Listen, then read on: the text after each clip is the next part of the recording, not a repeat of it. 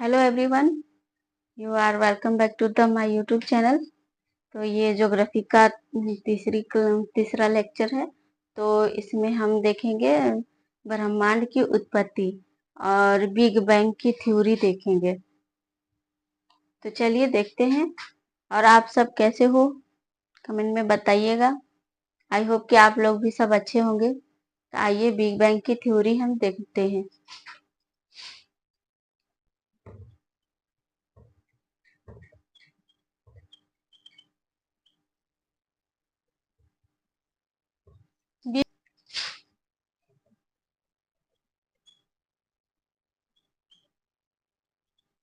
Universe,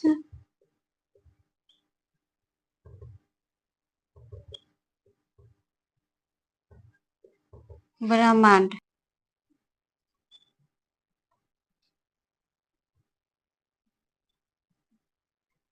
professor Hubble, ये एक वैज्ञानिक थे। इन्होंने एक टेलीस्कोप का आविष्कार किया। किसका? टेलीस्कोप मतलब दूरबीन।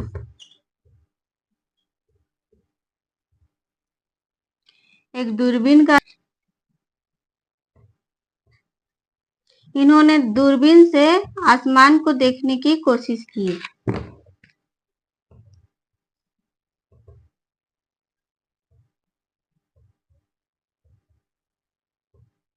तो एक दूरबीन से हब्बल साहब ने दूरबीन से आकाश को देखने की, ब्रह्मांड को देखने की कोशिश की। देख ली, पूरे ब्रह्मांड को देखने की कोशिश की। तो इसको क्या दिखाई दिया? आई होप आप समझ रहे होंगे। हब्बल साहब ने एक दूरबीन का इस्तेमाल किया ब्रह्मांड को देखने के लिए, अंतरिक्ष को देखने के लिए। तो उन्हें क्या दिखाई दिया? ब्रह्मांड में स्पेस, अंधेरा दिखाई दिया। अंधेरा, पहले तो उन्हें एकदम अंधेरा दिखाई दिया।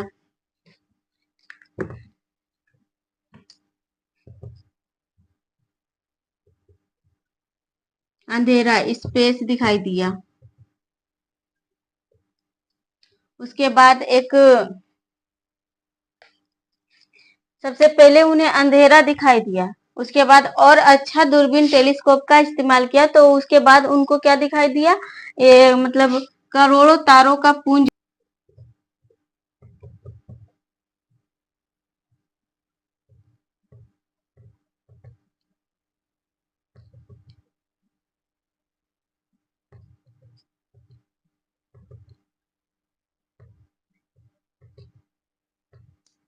और सबसे पहले अंधेरा दिखाई दिया, और अच्छा टेलीस्कोप का इस्तेमाल किया तो करोड़ों तारों का पुंज दिखाई दिया।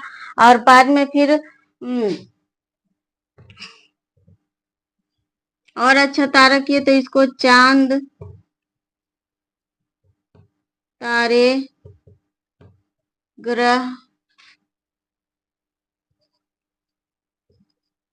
क्षुद्र ग्रह, पिंड दिखाई दिया।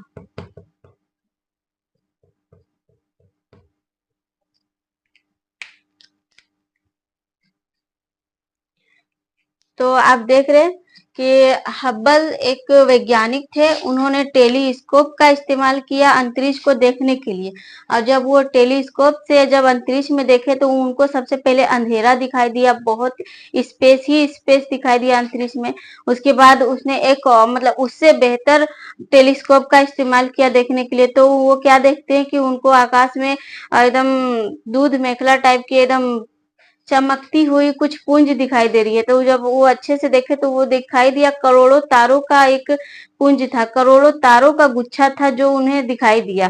और फिर उससे अच्छी क्वालिटी का जब वो टेलीस्कोप इस्तेमाल किए तो वो देखते हैं और करीब से तो उनको ग्रह, क्षुद्र ग्रह, चांद, पिंड, ये सब दिखाई दिए। और वो एक चीज और देखे कि ये सारे जो ग्रह थे, तारे थे और चांद, चांद तो नहीं, ग्रह जो थे, तारे थे, वो क्या है कि आ, खिसक रहे थे, जा रहे थे, एक दूसरे से दूर जा रहे हैं। उन्होंने ये महसूस किया कि एक दूसरे से दूर जा रहे हैं ये सारी चीजें। तो वो खुद से एनालिसिस किया कि जब ये एक दूसरे से दूर जा रहे हैं तो एक टाइम ऐसा आया होगा कि ये एक दूसरे से जुड़े हुए होंगे।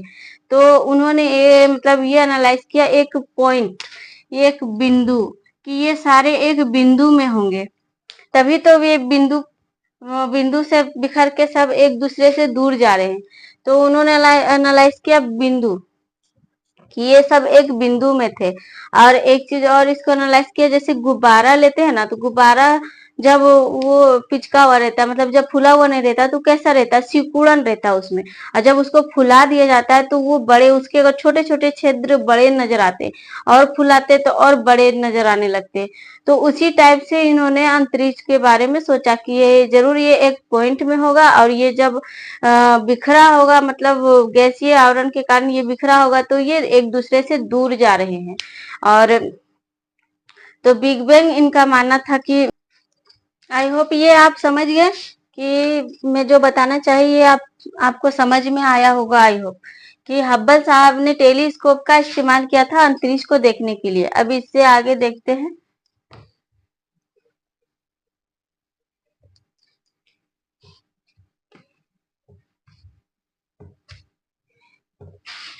ये सारे देखने के बाद हब्बल साहब ने ये माइंड किए, सोचे कि ये एक पॉइंट है, ये जो ये मतलब बिग बैंग पहले एक पॉइंट रहा होगा, देख लीजिए। और जब ये विस्फोट होता है, जैसे कि आप मान के चलिए, अगर खरबूजा आप लिए, तारबूज खरबूजा लिए, और उसमें बड़ा सा हथौड़ा मारेंगे तो कैसा उसमें पतित होगा, पूरा छिट जाएगा। और वो छिट जाएगा, एक दूसरे से बहुत दूर दूर बिखर जाएगा। तो उसी टाइप से बिग बैंग भी हुआ, बहुत बड़ा धमाका हुआ। तो ये क्या हुआ, एक दूसरे से दूर जा रहे थे। ये बिग बैंग थ्योरी है, देखिए।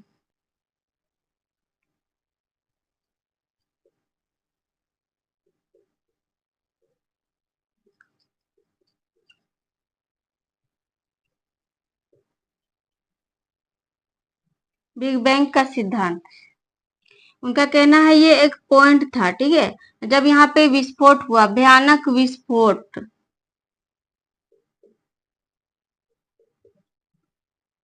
बहुत भयानक यहाँ पे विस्फोट हुआ। जब विस्फोट हुआ तो यहाँ से चीजें दूर जा रही थी, जैसे कि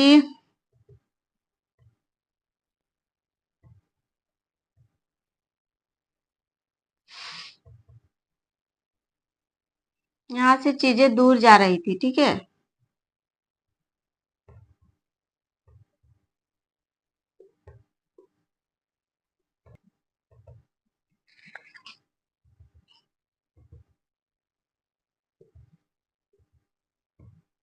आई होप आप समझ गए होंगे कि यहाँ पे विस्फोट हुआ, ये बिग बैंग एक पॉइंट था, विस्फोट हुआ, यहाँ से चीजें दूर जा रही है, और एक दूसरे से दूर जा रही है। ये सब चीजें देखिए, ये एकदम चमकते हुए दिखाई दे रहे थे इनके छूटे में।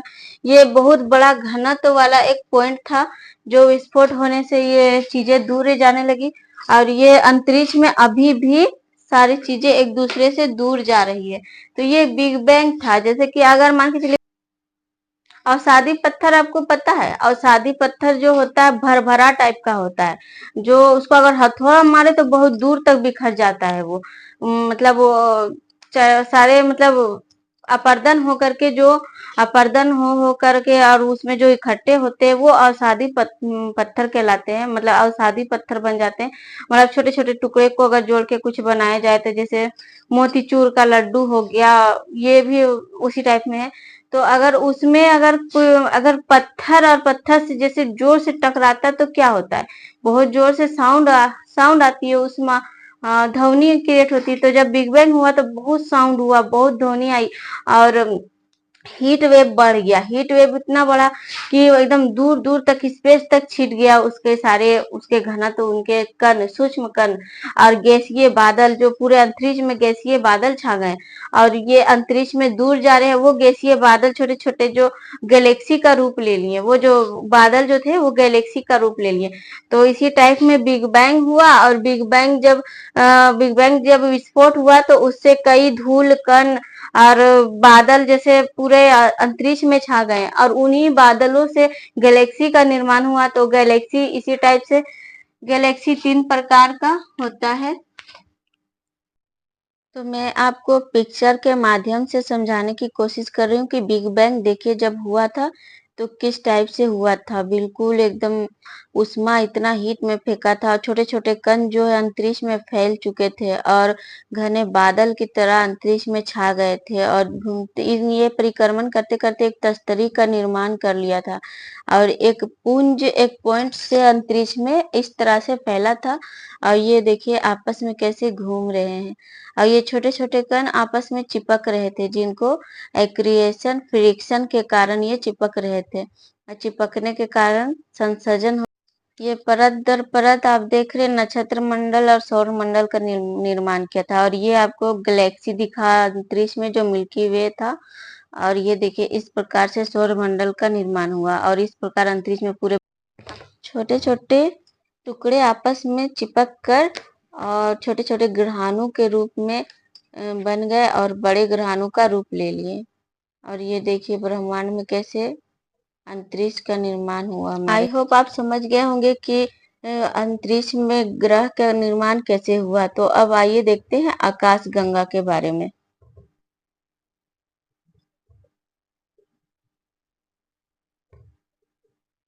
आकाश गंगा 3 प्रकार का होता है। पहला सर्पिलाकार,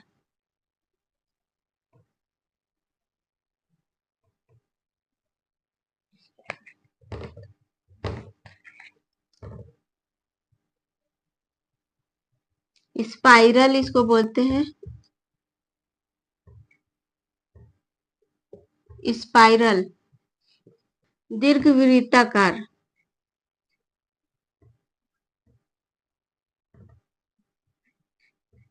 इलेप्टिकल।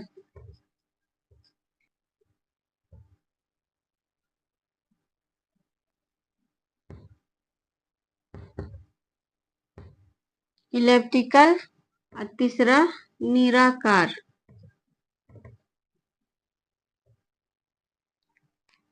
इसकी इंग्लिश मुझे नहीं आती है, आपको पता होगा तो आप कमेंट में बॉक्स में लिख दीजिएगा। स्पाइरल जो होता है ये देखिए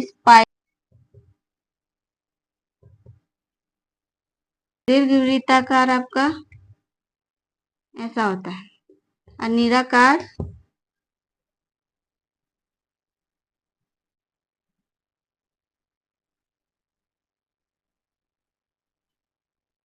ये निराकार इसी टाइप से निराकार होता है।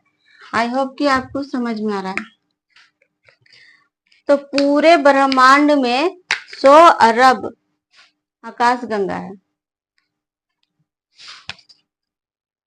पूरे ब्रह्मांड में 100 अरब आकाश गंगा है।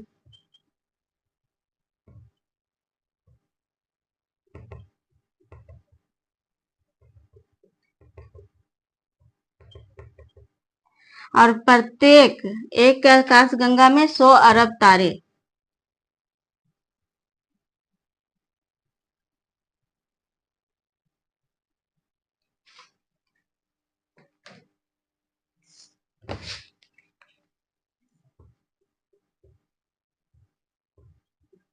ब्रह्मांड में 100 अरब आकाशगंगा है और हर आकाशगंगा में 100 अरब तारे पाए जाते हैं। ये दूध मेखला भी एकदम नदी की धारा की तरह एकदम रहता है, चमकदार और नदी की तरह बहता है। इसके लिए इसको दूध मेखला का नाम दिया गया है।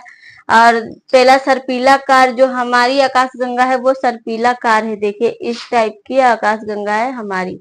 तो देखिए आकाशगंगा 3 प्रकार का होता है। पहला सर्पिलाकार, दूसरा दीर्घवृत्ताकार और तीसरा निराकार। और पूरे अंतरिक्ष में 100 अरब आकाश गंगाएं हैं। प्रत्येक आकाश गंगा में 100 अरब तारे होते हैं। आई होप कि ये आपको पता चल गया होगा। तो इसको मैं इरेज करती हूँ।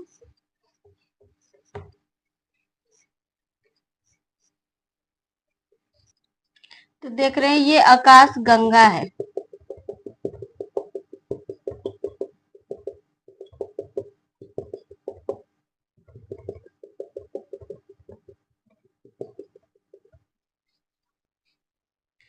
तो ये आकाश गंगा है, देखिए।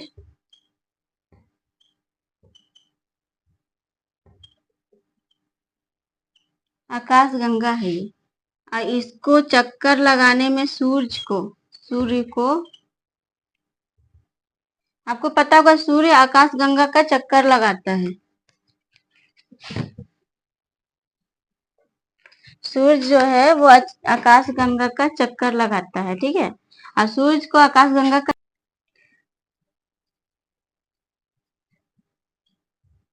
25 करोड़ वर्ष लगता है।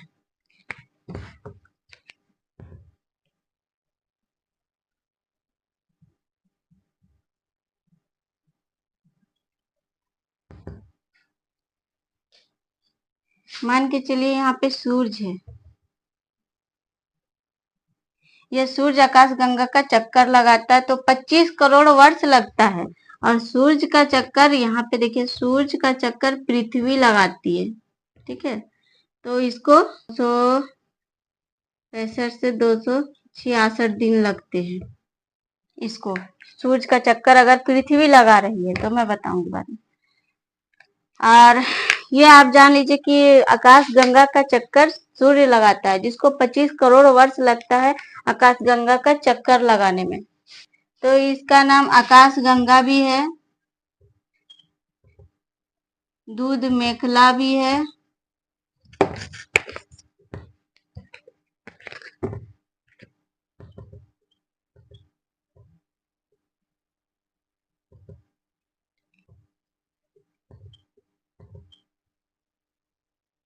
मंदाकिनी,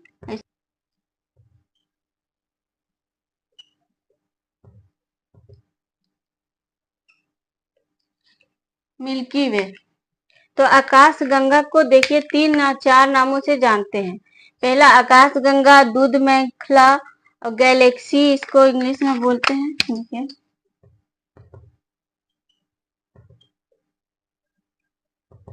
गैलेक्सी। तो आकाश गंगा को गैलेक्सी, दूध मेखला, मिल्की वे, मंदाकिनी, ये सारे आकाश गंगा का नाम है। और आकाश गंगा का सूर्य 25 करोड़ वर्ष लगता है सूर्य को आकाश गंगा का चक्कर लगाने में। और पूरे ब्रह्मांड में 100 अरब आकाश गंगाएं हैं और प्रत्येक आकाश गंगा में 100 अरब तारे पाए जाते हैं।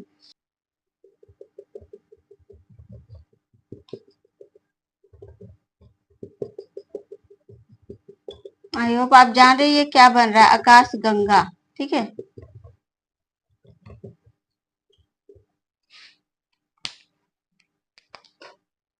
यहाँ पे सूर्य है,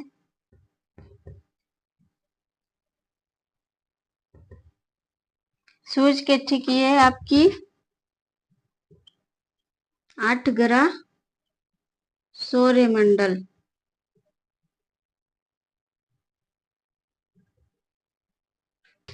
इसी में पृथ्वी भी है। आप देख रहे हैं ये पूरा क्या है, आकाश गंगा। यहाँ पे सूर्य है जो इसका चक्कर लगाता है।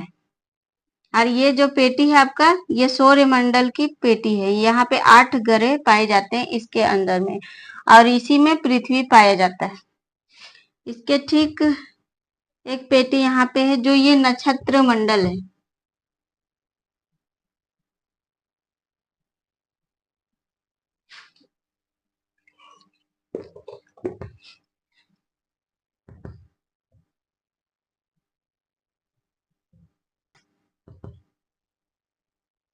ये नक्षत्र मंडल है, ये तारा मंडल है।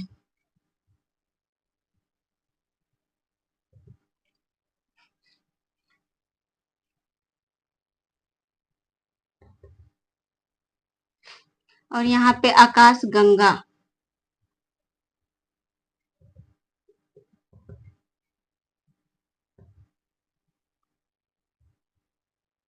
यहाँ पे आपका ब्रह्मांड मंडल है, सौर्य मंडल है, जहाँ 8 ग्रह और सौर्य मंडल, यहाँ पे पृथ्वी यहीं पे होता है।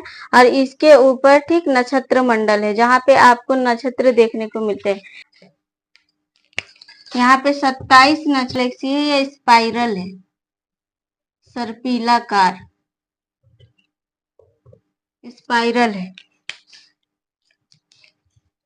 तो आप देख रहे हैं ये आकाश गंगा है और यह सूरज, और इसके ठीक सौर्य मंडल है, 8 ग्रहों का सौर्य मंडल, इसी में पृथ्वी पाया जाता है। और दूसरा यहाँ नक्षत्र मंडल, इसके बाद नक्षत्र मंडल आता है। नक्षत्र मंडल में 27 नक्षत्र हैं, 27 नक्षत्र पाए जाते हैं। राहु केतु ये सब सारे इसी में पाए जाते हैं।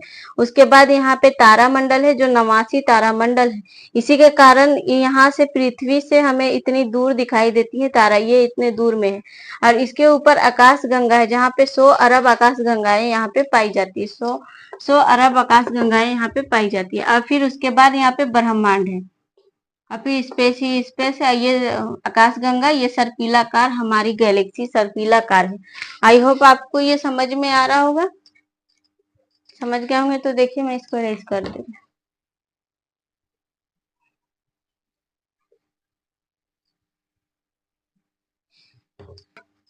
तो आज की क्लास में इतना ही, आगे की नेक्स्ट क्लास में देखेंगे। तो थैंक यू, जय हिंद।